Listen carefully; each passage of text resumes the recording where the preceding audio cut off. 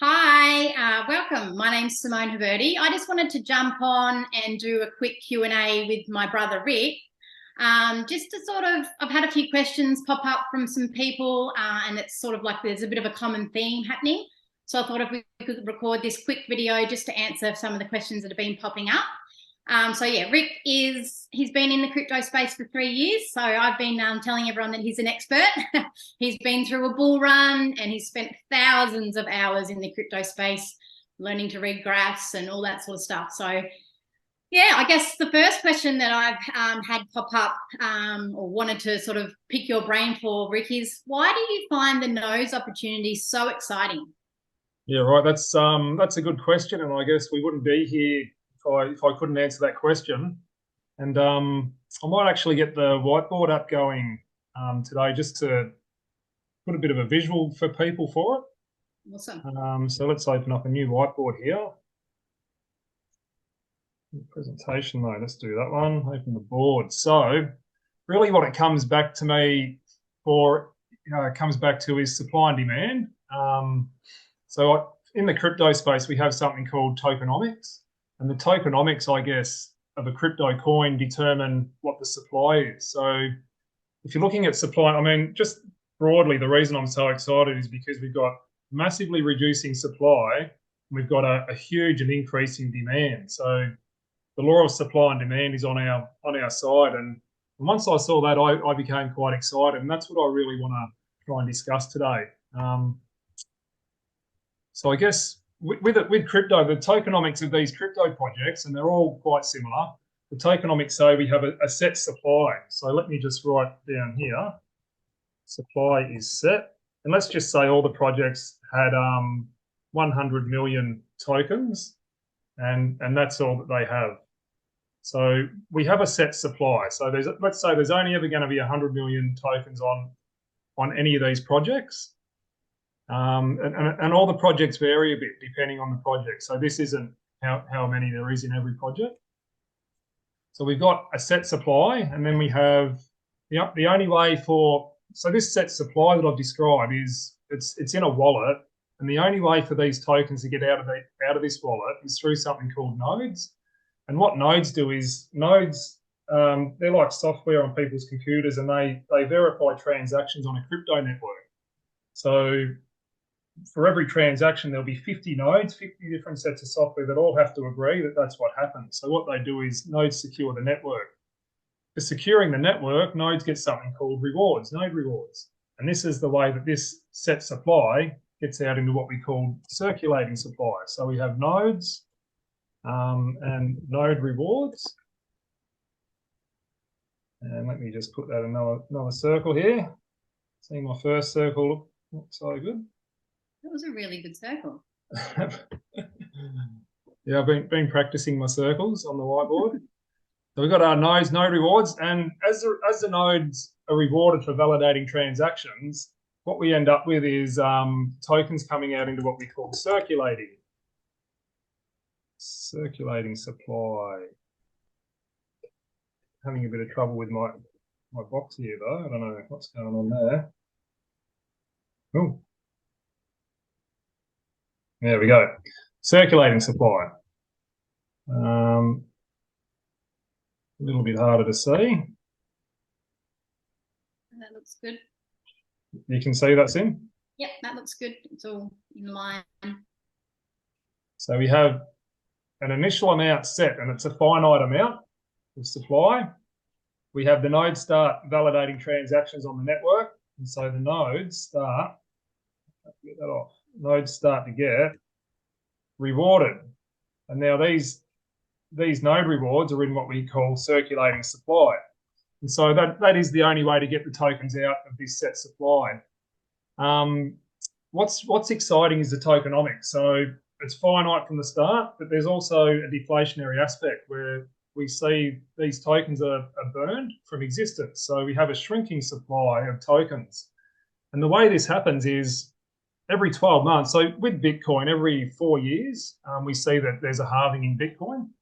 And what happens then is the node rewards are cut in half every 4 years. So people have to work harder and harder for less with Bitcoin because So with Bitcoin as well, we have the way to get a node. Every transaction has a problem attached to it, and to get a reward with Bitcoin, you have to solve the problem, and then you get the reward for solving the problem and solving the transaction. And so with Bitcoin, every transaction there gets an extra aspect added to the problem. The problem's getting bigger and bigger and bigger with every transaction. And that's why you see warehouses filled with computers at the moment solving Bitcoin problems, because the problems got so big that you need enormous computer power to solve them. We don't have that. So that's proof of work. With what we've got set up, we have something called synthetic proof of work. What that means is we generate a new problem that's the same size for every transaction. So the guys have really thought about it and thought about how to solve that issue with proof of work, which is fantastic. As the computers solve these problems, they get rewarded. And unlike Bitcoin, where every 4 years they have that node rewards cut in half, every 12 months with this, we have node rewards cut in half. So that means we're seeing rewards cut in half 4 times as quick. But on top of that, at the same time in that 12 months, whatever is in the supply, in the initial supply up here, the 100 million, whatever hasn't come out through the node rewards into circulation, that gets cut in 50% as well. Cutting 50% remaining supply. So in the first 12 months, let's say 500 million go out through node rewards and into circulation. There'll be a remaining, or 50 million, sorry, there'll be a remaining 50 million in the max supply, and that will be cut in half to 25 million. So now there'll only be 25 million tokens left for node rewards from then on. Not only that, node rewards are cut in half at the same time. So node rewards cut in half. And so the tokenomics, can you see how that means that the tokenomics are deflationary? Mm-hmm. Absolutely. Yeah, that's explained really well. Yeah, okay.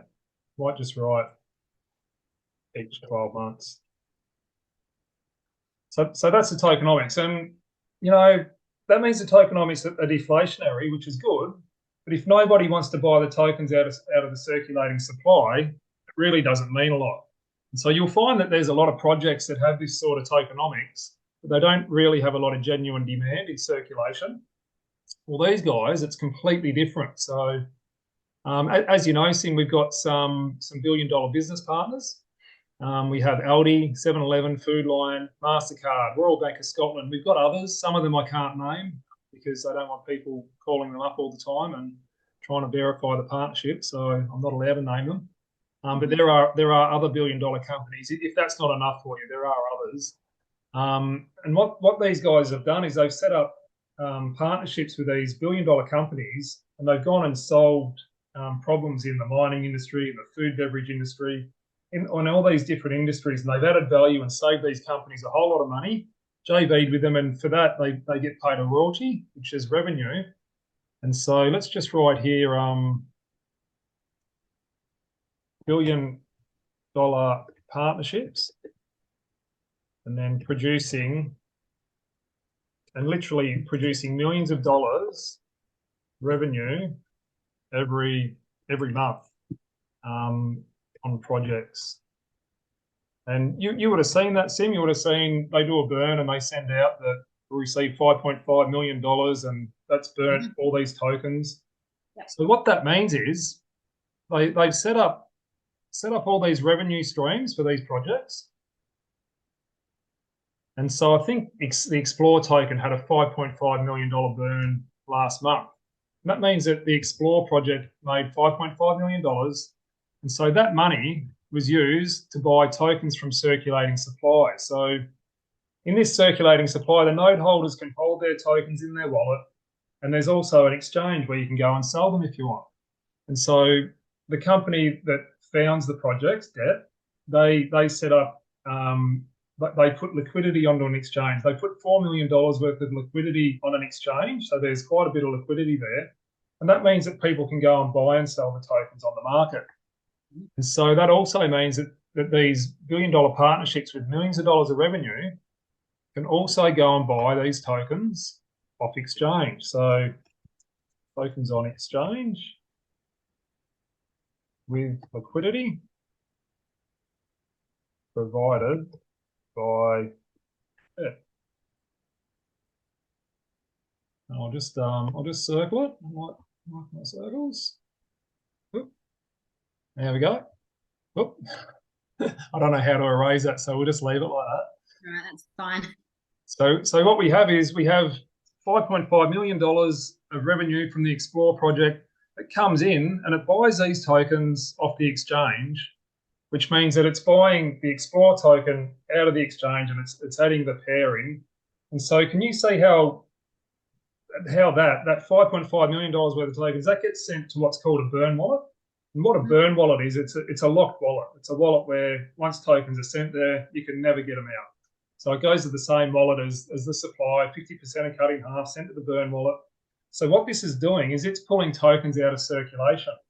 So now we have less tokens in circulation. And so what does that do to price, do you think? Absolutely. It's only got to go up. It's got to start going up at some point. So there'll be people, there'll be node holders that need to sell. So they're selling their tokens. Then we have this $1 billion partnership buying them. And so at some point, when all the people who have to sell or want to sell have sold, and this revenue, this is millions of dollars coming in every month, at some point there's this upward pressure on the price. And if we go through the next halving and we see node rewards cut in half and the remaining supply, but more than node rewards get cut in half at the end of 12 months, what that's going to mean is the people who have to sell, the ones who aren't wanting to hold, well, they're going to not have as many tokens to sell.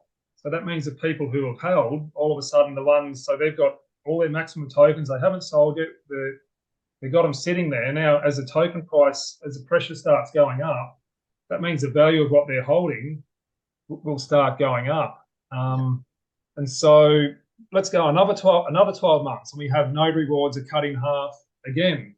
So now the people who had to sell, like they've got even less to keep selling on the open market. Well, the revenue, and what I've seen in these projects, the revenues continue to grow. So it's 5.5 million at the moment for the Explore project. And so let's say the revenue grows as well. That's the demand on the token is growing. So supply and demand says we've got this reducing supply with the node, with the tokens. We've got an increasing revenue, or even if the revenue stay the same, that reducing supply means that at some point, with less and less tokens to meet that demand, the price of the token has to go up. That's the law of supply and demand. It's not a guarantee. It's literally a principle. And that principle operates in every business that there is, the law of supply and demand. Yep. So I would say that the reason I'm so excited about these projects is because of that, is because of supply and demand. And to really get the supply, you've got to look at the tokenomics. And that's a word that a lot of people not in crypto don't get. But I do. I hope I explained that properly. Did you get that, Sim? Yeah, no, that really landed for me. And this is something that has taken the longest for me to sort of get my head around. I've been dabbling in the crypto space for a few years myself, but didn't really understand how it works. But I do now, definitely. And that sort of that flow chart and how you've explained it, I think most people will really be able to understand that now for sure. Great. One question that was sort of floating around in my mind was when they do that halving every 12 months and the burning and whatnot, like what happens if not enough people had sold their rewards so they don't actually have half to do the burning? Does that make sense, that question? So that if they don't have, so people haven't sold their rewards, so the halving and the burning doesn't happen to anything in circulating supply. Okay. You see down here where the tokens end up in circulation, that means that node holders have got them. They've got them in their wallets, in their digital wallets. Mm-hmm. That means that they're theirs. So nobody can touch them. The company can't touch them. It's up to the individual node holder when they want to sell them. So yeah, they don't get burned.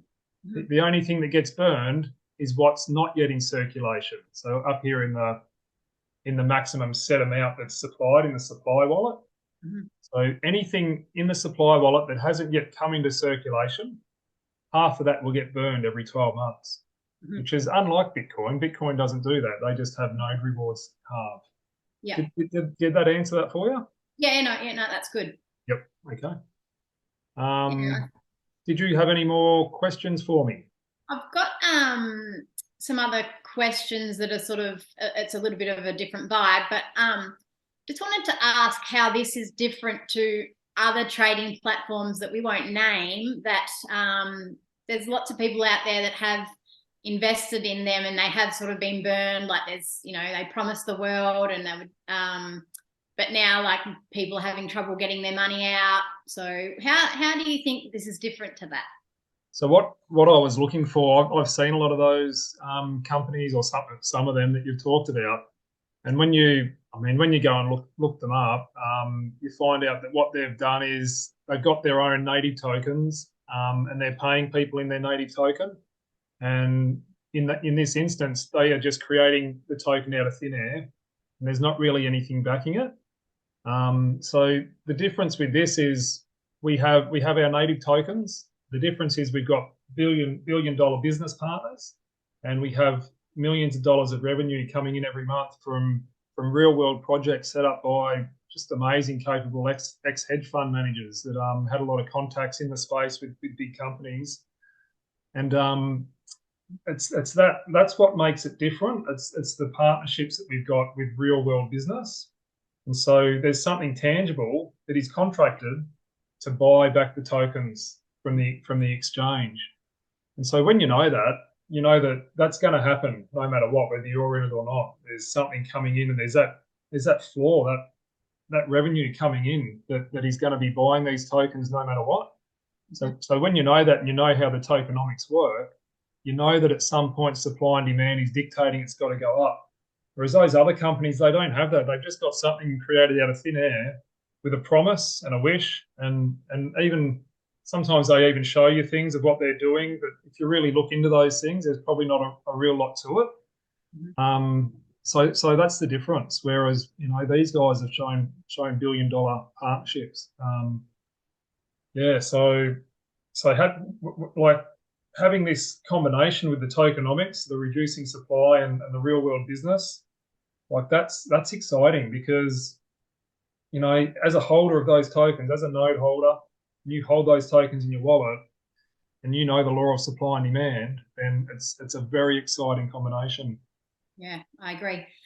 Well, I think we might wrap that up, just because we don't want to keep this this Q&A too long, just so that we can keep it short, so people do have the capacity to watch it and they can really grasp this. Yeah, sure. Maybe we can run a series of different Q&As down the track where we touch on a few different other topics that may have come up.